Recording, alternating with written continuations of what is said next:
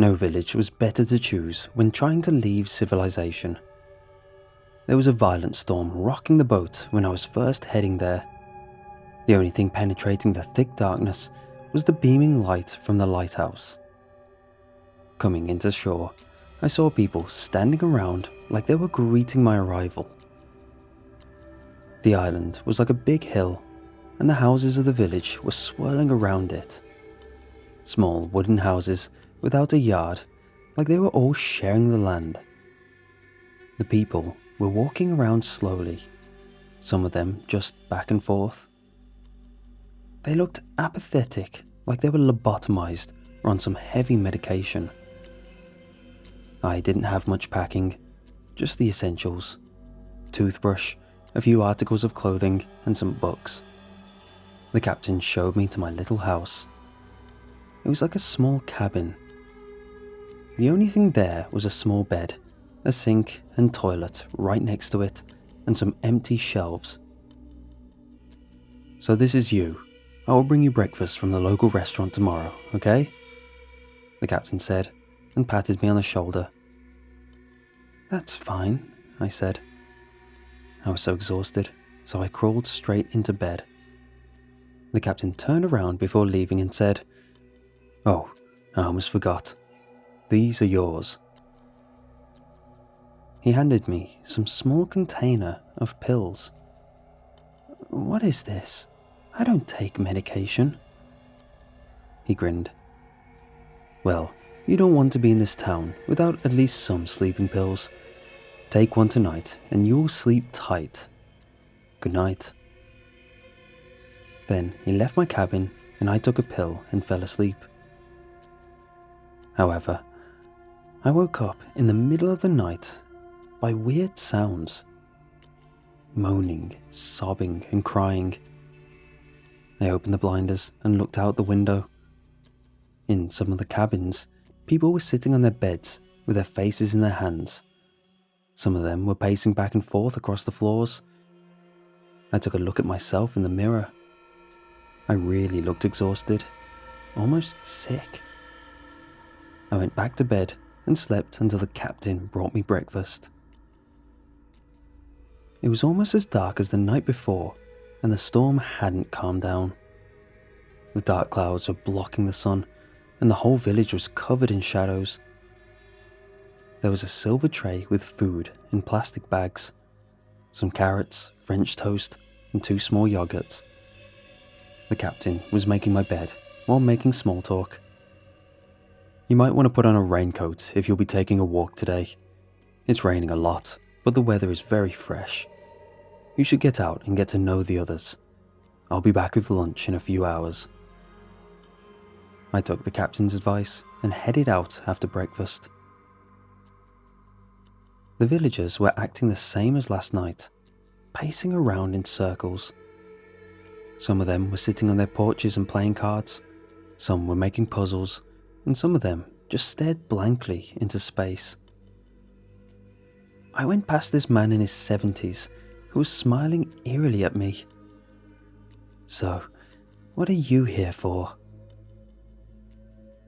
I thought the question was a bit strange, but just said that I wanted to get away for a while. He looked surprised. "You mean you're here voluntarily?" I laughed. "Yeah, of course. Aren't you?" He started laughing so hard that he almost fell down. "You're funny. I like you," he said, and just walked away. The encounters with the other people were as bizarre as this one, so I decided to get back to the cabin and read for a while. The captain came with lunch around noon. "The people here are crying all night. I could hardly sleep. What is this place?" "Some of the people here don't feel very well. That's why they're here. To get some rest and get some insight on what they've done." "What do you mean? What have they done?" "Oh, it's very diverse. Some of them have done horrible things. They will never be the same again. Some of them just lost control for a while and will be just fine in a few weeks. He left and said he had other people to bring lunch to. Oh, I forgot to tell you, if you need me at any time, even at night, you just press this button. He pointed on a little red knob on the wall beside my bed. You have a button to call you? Yes, it buzzes in my office. You don't have a phone? Well, yes, I have a phone, but cell phones for the villagers aren't allowed. I was very perplexed about this. I decided to take a nap. I had strange fever dreams about my family which I'd almost forgot. I didn't know where they were or who they were anymore. I was at a family reunion, but no one talked to me, even when I talked to them. They looked angry and submissive. I woke up in the middle of the night by that incessant crying, sobbing, and now I could even hear agonized screams. It was driving me insane. I could only think about leaving this place. Looking at myself in the mirror again, I noticed that the edges were glowing, like there was a light behind it. I tried to peek through the cracks, and what seemed like an empty room was there. I shivered. What the hell was going on in this village? I went around the cabin to look for this room, but behind it was nothing. I ran inside again and packed my bags. I was getting the hell out of here. I put on my raincoat and ran as fast as I could towards the boat. I slipped around in the mud while the rain violently was blowing in my face. By the boat, there were 4 men in white coats talking to each other. I approached them and asked, "When does this boat leave? I want to get out of here." "Sorry, no patients or inmates may leave without a doctor's note or being escorted by their personal nurse." "What the hell are you talking about? I want to leave, now." "No can do, sir. You should get back in your room." "Get out of my way," I said, and pushed one of the men aside. "Get back here! You can't leave!" I started running towards the boat, but one of them pushed me down while another were putting cuffs on me. "Let go of me!" "Calm down. You don't want to end up in the isolation room tonight.